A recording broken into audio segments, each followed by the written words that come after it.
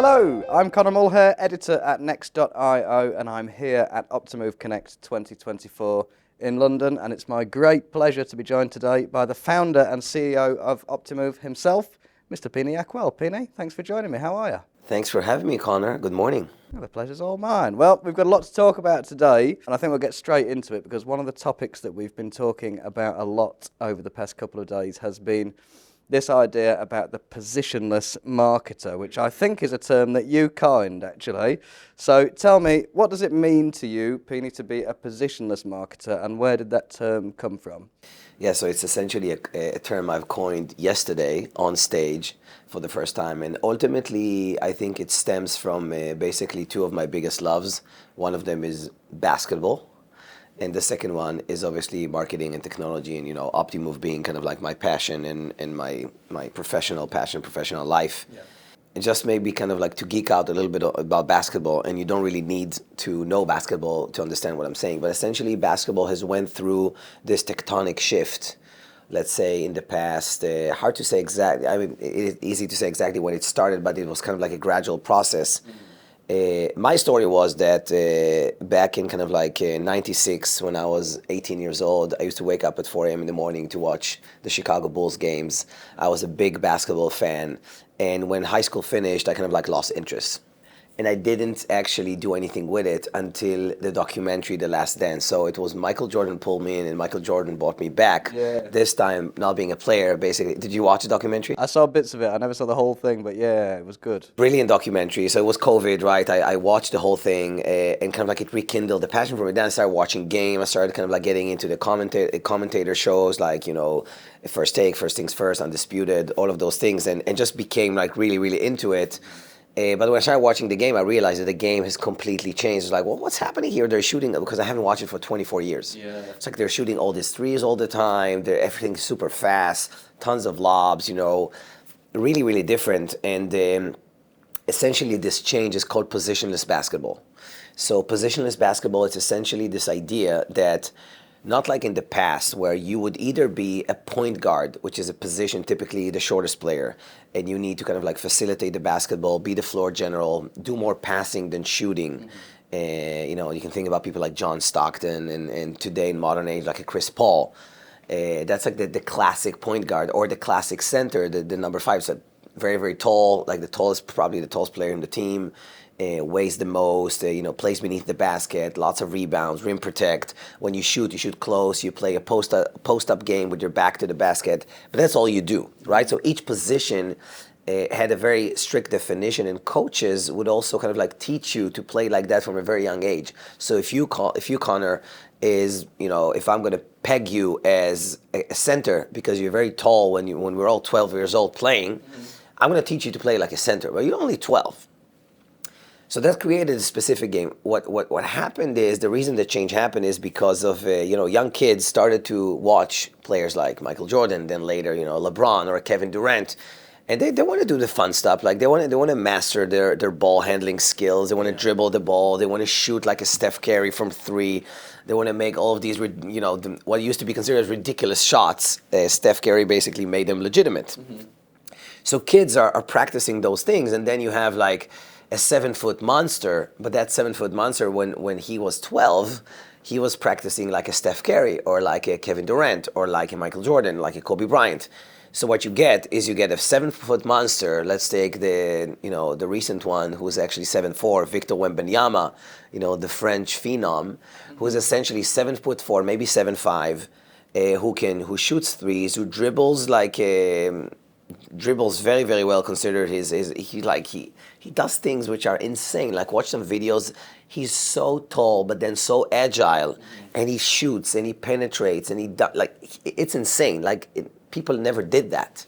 So that's the positionless basketball, right? So we are more than one position, right? So now we have roles, right? So you can shoot the 3, you can rim protect, and you can pass.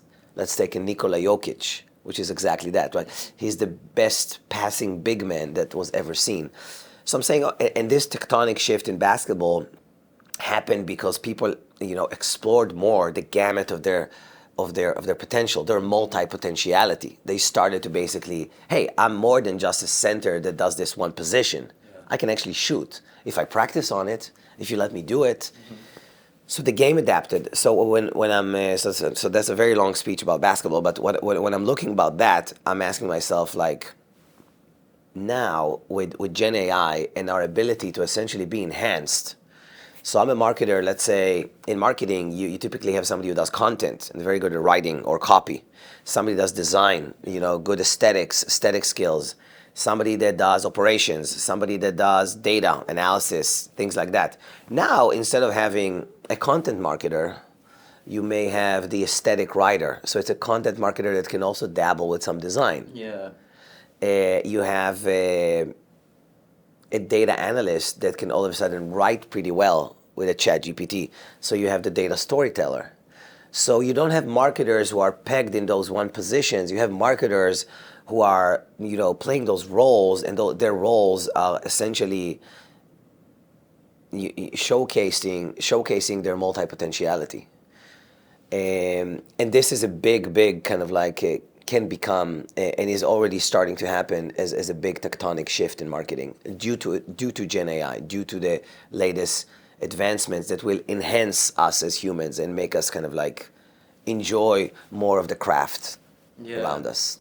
It's a curious one for me because I think sometimes these things go both ways. If you think about, obviously, basketball, we've talked about players becoming less specialised, or that is to say, branching out and doing more and more different things. But if you look at kind of entertainment, for example, it's just a thought that occurred to me. If you think about 50 years ago, 60, 70 years ago, you had all these entertainers who would sing, dance, act, tell a joke, and do a little bit of everything. Right. It used to be called the triple threat. Yeah. Like you can sing, you can dance, you can act. That was right? it. That was like a Gene Kelly or Fred, all of those iconic. But now it seems like entertainers are becoming more and more specialised, and you kind of do one or the other. Mm-hmm. So it's curious to me that this is going the other way in marketing, and that people are actually not, because I think over time as well, probably in marketing, those data analysts, those content writers have obviously become very specialised, and now it's kind of going the other way. And you mentioned AI, and all those new technologies are obviously going to play a major part in that. But you've been, doing this a long time. So since you founded Optimove in 2012, how has marketing and the role of the marketer changed in that time? So I think that, the fundamental concepts have been the same, since 2012, and even before that when I was doing some consulting work. Mm-hmm. People have wanted to provide personalized experiences for customers, for the customer centricity approach and belief existed at the time and even before that. I think what's improving all the time is our ability to actually realize that vision. Whether it's because we, as an Optimove, as an example, we have better data technology, better underlying databases, underlying real-time technologies. We can provide marketers with better user experience. We can democratize more capabilities so they can do so. So that has changed. But us as Optimove, we have always been about a marketer's multipotentiality. From the beginning, since 2012, marketers, as an example, they could produce a campaign with less professions, less positions, using Optimove. Meaning, typically, when you produce a campaign, you have to employ 4 or 5 different professions within the organization. The marketer writes a brief and he sends it to a data team. The data team need to prepare the data. Then it goes to a studio. The brief goes to a studio to get the creatives and the artwork. Then an ops person needs to coordinate and execute that specific campaign. Then when the campaign is done, you go to another team of analysts and you ask for an analysis. Yeah. That makes the process very, very slow. So from day one, since 2012, Optimove has allowed marketer to basically eliminate the data team and the analyst team from that equation. They would use them for very, very special occasions, right? If you need, they would use Optimove to run their segmentation, to do their analysis and research before they get an idea for a campaign. That's how they get the idea. They basically, we empower them to be data-driven marketers. Mm-hmm. And then when they're finished with it, the analysis is embedded inside Optimove automatically. They don't have to go to research teams because we do this whole kind of like incrementality uplift approach so they can see what their campaigns are actually doing. So we've always been about that. And the companies we've succeeded the most with are the companies that adopted that approach as well. So we've always been about that. And what I'm excited about today is I think that it will become more and more prevalent because what Gen AI is doing, it's, again, allowing marketers to become positionless.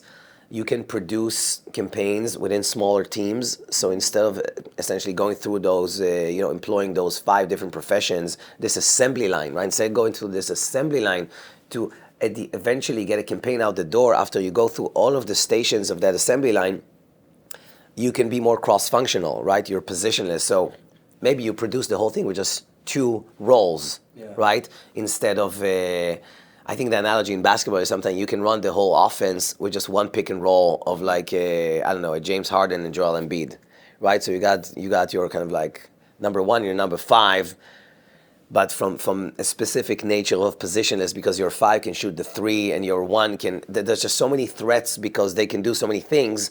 So those 2 players basically produce a basket for you, right? So that's like, not in all cases, but again. If you've got a queen and a rook in chess, that's an easier analogy for me to understand. If you've got a queen and a rook, that's enough for a checkmate. Right, Yeah. right, exactly.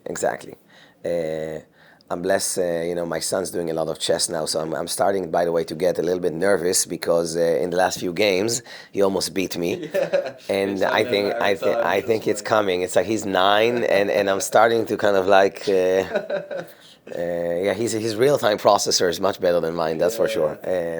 So I think that's kind of like where it's headed, and it's also fun, right? I think for me, as an entrepreneur, my journey has been about, I'm positionless, right? If you think about it, a lot of entrepreneurs are essentially positionless, with or without AI, because when we set up the company, we gotta wear many hats. Yeah. We have to.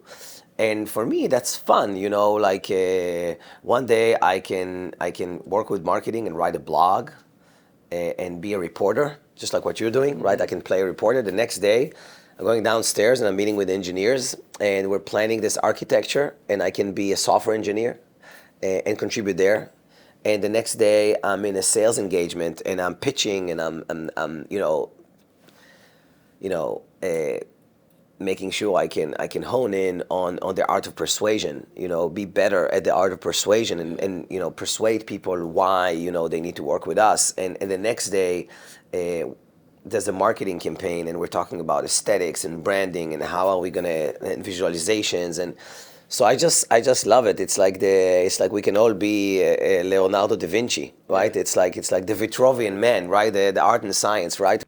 Yes, but you kind of want to empower people to become Renaissance people. Exactly. Yes, and have those abilities. So I know you're working with lots of companies and trying to help marketers to get into this position of being positionless, or get out of their position, I should say. Yes. But what I want to know is, why isn't everybody doing this already? Basically, what are the challenges that marketers need to overcome to get there? I think the main challenge is, let's call it the old guard. Mm-hmm. Companies do things in a certain way, right? So they have established those departments that do things in a certain way. So they would need to change. Yeah. They would need to change. And those departments that are responsible for, the data department, they feel that everything is just hanky-dory. Somebody asks them for that, when marketers write a brief and ask them for a segment, they provide it. Yeah. They think of themselves as giving great service. They're very professional. They have great people, and it's all correct. But what they're missing out of is when you democratize a capability, basically it's all, I think growth in many ways, it's about removing silos. Mm-hmm. If you want to unlock growth, there's always a silo that kind of like breaks your ability to be more successful. And there's a department over there, they don't know what's going on over here, they can't do their job as well as they would have. Yeah.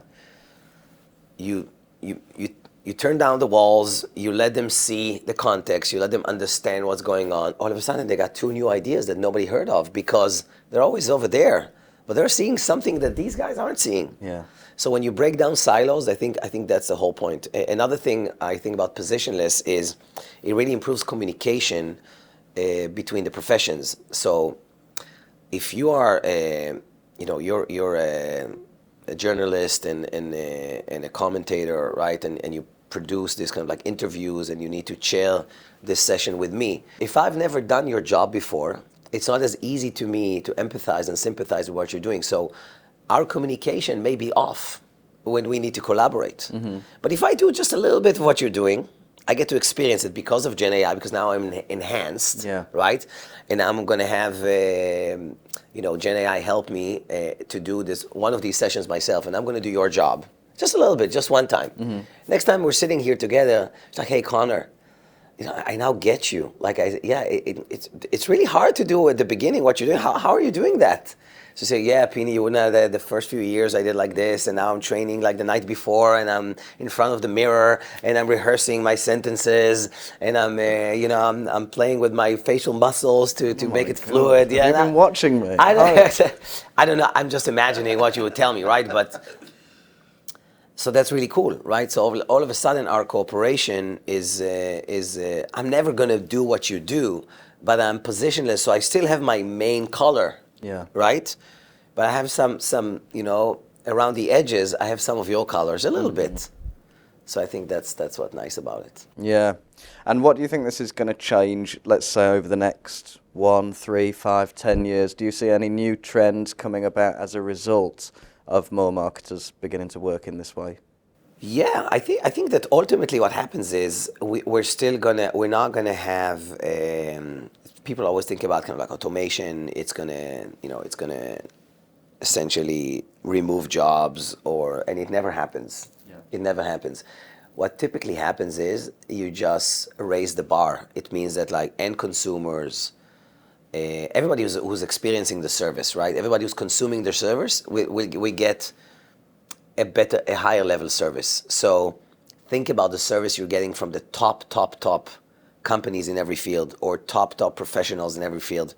Everything will just get closer to that. Yeah. Just get closer to that, because people who are doing it a little bit less, all of a sudden they're enhanced over here and enhanced over here, so they can do a little bit of a better job. So they get closer to the leader. So all of us are just enjoying the prosperity of technology, just like what we've always have as a species, right?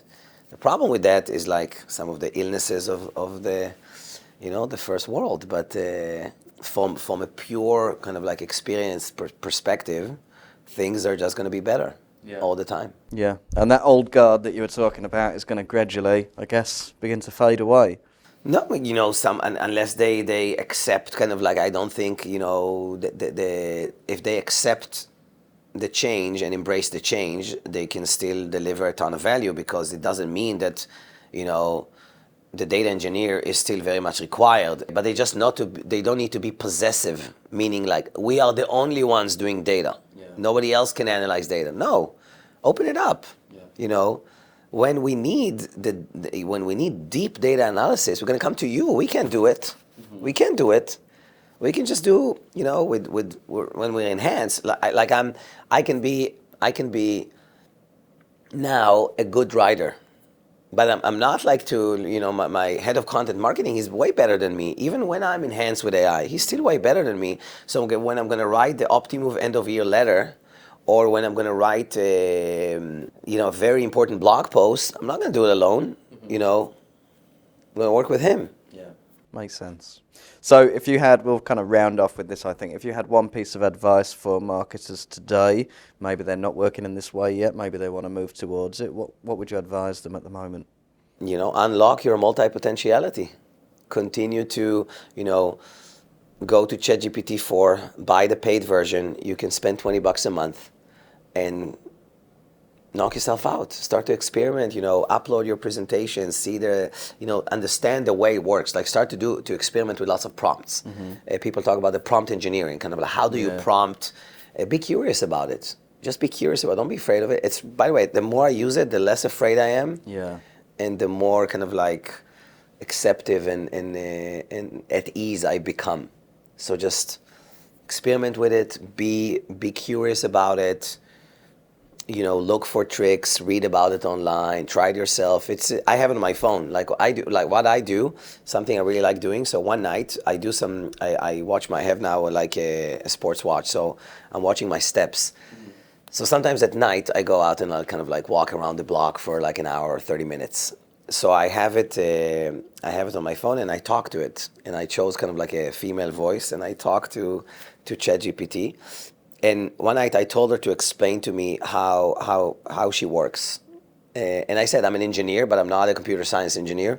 So please adapt the way you explain it to me. And then she starts to explain, and then I say, okay, I got it. So what I understand is this and this and this. And she's like, yeah, you understand correctly, but you missed this point. So it's kind of like to educate yourself about something. It's great. It's like you're speaking. Let's say I remember university. At physics, physics lessons. After every class, I would go to the professor, and we would talk for like 15 minutes. Yeah. It's like speaking to the professor, like this omni-knowledgeable, like on that field of physics. Mm-hmm. Anything I could ask, he would just be this oracle savant. It's the same thing, and it's in my phone. It's like an all-knowing father. You know, it's like you can just. And the beautiful thing is, in the past, you would need to. I've always said that I love getting information from humans because humans have this capability of basically making something distilled and succinct. Yeah. You'd have to research the web and read like 5 hours to get to this one answer. Mm-hmm. And a human would tell you, no, don't go there. Just it's all about this, right? Yeah. So it's all, they give you like, and it's actually doing it as well. It's summarizing and concising something to the point that like, you don't get lost in it. If you ask a very sharp question, you're gonna have a sharp answer back, which is very cool. Yeah, well, it's a super interesting topic and one that I'm sure we're going to hear lots more about in the future. But I think we'll leave it there for today, Pini. Thank you very much once again. It's been a really interesting discussion, and like I say, we'll catch up about all this again very soon, I'm sure. Thank you, Connor. Appreciate it. Thanks, man. Cheers.